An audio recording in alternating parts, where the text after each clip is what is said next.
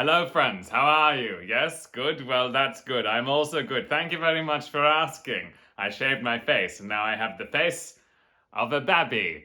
Little baby again. Anyway, that's enough of that voice. Today we are delving into the vault, digging up a relic of my minimalist past, a gold nugget of my early minimal conception.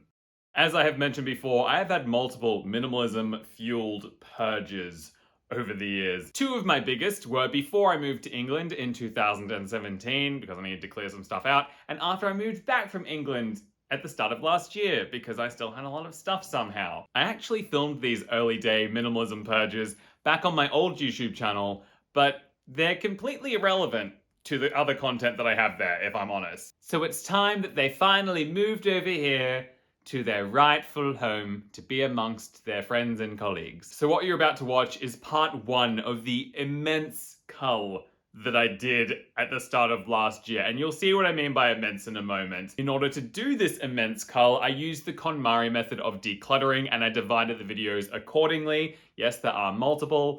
Anyway, I'll let slightly younger, slightly fuller in the face me do the explaining. Enjoy. Hey guys, I've just moved back to Australia after living in London for 2 years. I'm back in my old childhood room. There is stuff everywhere, and I'm about to KonMarie the shit out of it. So you may have seen the Netflix series Tidying Up with Marie Kondo. If you haven't, go check it out. Essentially, she's this organizing expert, organizational consultant, and author from Japan who created this Marie Kondo method, which is like a way to help people clear out all the stuff they no longer need from their lives. Well, all the stuff that doesn't bring them joy. She refers to it as tidying. To me, it's gonna be more about minimalizing, but I guess it's sort of the same thing. So really quick background, why is my room such a mess? Essentially, right before I moved over to England for 2 years, I thought I had a massive minimalization clear out. I got really into the minimalists. I listened to all their podcasts. I watched their documentary twice. So I wasn't living with my parents at the time. I had my own house with some friends, and then I also had this room at my parents' house. And I thought that I minimalized the hell out of both of them. I got rid of so much stuff, and then I was like, it's gonna be totally fine. I'll just store my stuff at my parents' place. So I moved all my storage stuff into here that I wasn't taking with me to London, and then it was just packed. I've watched about 3 or 4 episodes of Tidying Up with Marie Kondo, and I've done all the minimalist research, so I'm hoping I can really smash a lot of it out, and Marie Kondo is going to help me. The series has copped a little bit of criticism because they never actually say what they do with this stuff. A lot of people keep referring to their discarded belongings as garbage. I'm not going to throw a lot of stuff out. I'm going to donate most of my stuff that I get rid of, and some things, if they're worth a bit of money, I would like to try and reclaim some of that money because I spend a lot of money on this stuff, and I'm going to try and sell it on eBay or Facebook Marketplace. So much to do. I kind of forgot while I was away how much of like a pop culture hoarder I am. I've got so many like DVDs, figures, and collector's editions from video games and like all that sort of stuff. And I'm like, it's gonna be fun. There's already a lot of things that before I moved away, I looked at and I was like, there's no chance I'm getting rid of this. And then I've come back and I remember looking at it and thinking that, but now I'm just like, I have no emotional attachment to this. Like, what was I thinking? I found a guide. Keep only things that spark joy. Pick things up one by one and decide if it stays. Japanese word for healing is te ati, which literally means to apply hands. After you finish discarding, organize your space thoroughly and completely. In this step, you would decide where to put something and when to store it. I have only 2 rules. Store all items the same type in the same place, and don't scatter storage space. Do it all in one go. So you need to do all your cleaning in one go, apparently. Ultimate secret of success is if you tidy up in one shot rather than little by little, you can dramatically change your mindset. So the categories are clothes, then books, papers, kimono, which is miscellaneous things, which I think is like household items and like anything else miscellaneous. And lastly, mementos. Let's do the before shots.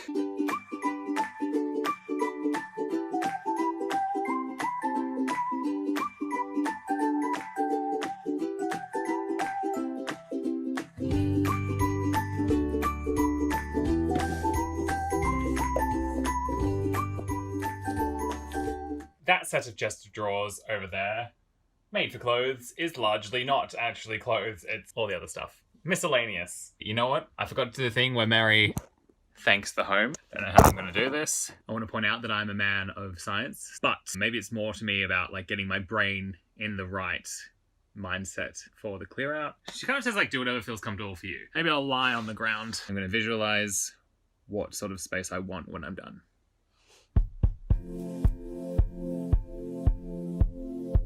Cool. A thought occurred to me while I was doing this, without getting too emotional about stuff. I kind of feel like I'm at this junction in my life where I'm like, I am an adult now. I need to let go of a lot of things, or I feel like I'm ready to let go of childhood stuff properly. When I first moved out of home, I think I've still felt for quite a few years like I was in high school in a way. Like, am I actually an adult? I feel like I'm still a teenager. I guess for a few years I was still technically a teenager, but now I don't feel that way anymore. I just feel like I am an adult, and it's time to moving on. Time to move it on. Yep. Wish me luck. Let's do these clothes. In London, I had a tiny little bedroom, so I didn't have any space for a lot of stuff. I had a tiny little wardrobe, and I've come back here and I'm like, well, that's my wardrobe. And I've got 2 big chests of drawers full of clothes. Anyway, Marie Kondo seems to always begin with clothes. You need to get everything that you own from that category and throw it into a big old pile, go through, hold each item, try and feel if it sparks joy in you. If it doesn't spark joy, thank the item. Discard it. Shall we get started? Oh, this is gonna be such a bitch. Already dreading this. No, I'm not. I'm happy. I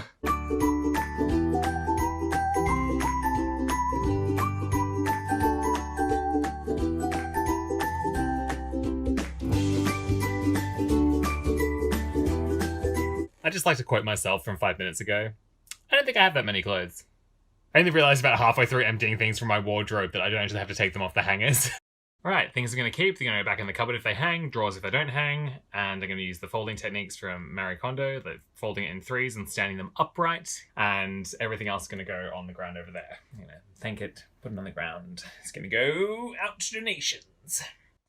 Alright, so I think I was keeping these shoes for lawn mowing. I don't really like them that much. I'm sure I can deal with some old gumboots or something when I lawn mow. I don't need to keep these. Thank you for your service shoes. Felt fine to get rid of those. Okay, so these shoes are actually shoes that I was looking for because I needed some dress shoes. It's a headband for my hair, which I do like. Keep. Everlast singlet. It's not my style. I don't know why I had it in the first place. Oops. Ooh, didn't thank it. Thank you, Everlast singlet, for sitting in my cupboard for 3 years and never being worn. You still have the tag on. I'm gonna put you in the eBay pile. Marie Kondo says not to throw things, but I think I'm gonna thank things and throw them because I can't be bothered. I like these shoes, and I'm gonna keep them. I don't have that many pairs of shoes. Same with these shoes, I'm gonna give them another life. I tried to live with just sort of 2 pairs of shoes in England, but then I found that I just needed other shoes sometimes. Things didn't match. Sometimes I feel minimal, but then sometimes I just feel like I can't fit in as an adult when I can't have matching clothes. These are going toward the worn out to death end. However, they are still holding together. I'm going to give them a couple more months life. This is only for travel. It's like a face mask, but I do wear it when it's really cold and I'm traveling in countries that are below 0. Love this university jumper. It definitely brings me joy. I've got some really fun memories with it. So we're going to fold it. Might be doing this wrong. Fold it into 3rds. And we'll stand it upright in the drawer.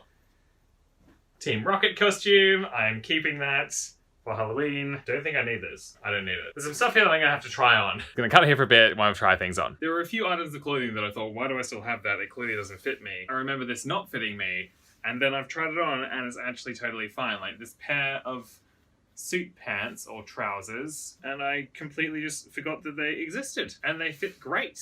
I can easily wear this to a formal event. Plus, when I was in England, I had 3 pairs of jeans. I had to leave 2 behind because they had holes in them. So I only brought 1 back and I thought, shoot, I'm going to have to buy some more jeans. I don't want to waste money on jeans. I found 3 pairs of jeans that fit me in my wardrobe, and I actually really like all of them, and I thought that they didn't fit me very well. But they did. Tidying up saves you money. What a great pair of jeans that I completely forgot even existed. I almost bought new jeans. So I've got approximately 22 t-shirts and a couple of singlets. I've kept all of my jeans pretty much. There's 2 pairs of chinos and 3 pairs of jeans here that I'm taking a pair back with me where I'm staying in Melbourne. I would normally say that that's quite a few pairs of jeans and I probably won't use them all, but the thing is I always wear 3 jeans. They don't really last me more than about 6 months, so I'm going to keep all of them for backups. And then I've got 5 shirts. I don't really wear shirts, I don't like to, but when I've worked in companies before I've had to wear shirts, then they're a costly thing to have to replace. So I'm just you know what, I'll keep these ones.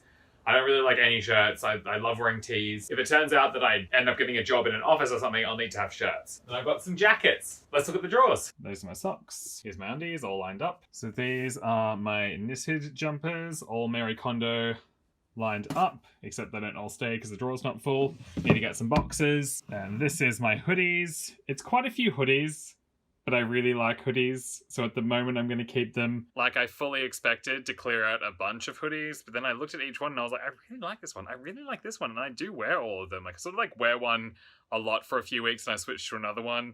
Or I switch between two for a couple of weeks. I'm not ready to ditch any of them yet. So this drawer is my shorts. Got some gym shorts there.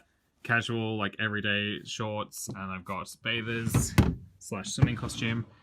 This drawer is like my everyday accessories / pajamas.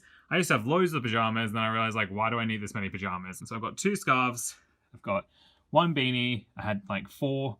I've got 1 hat that I use as a costume. Then I've got another hat that I'm taking with me. A pair of gloves, headband, face mask thing.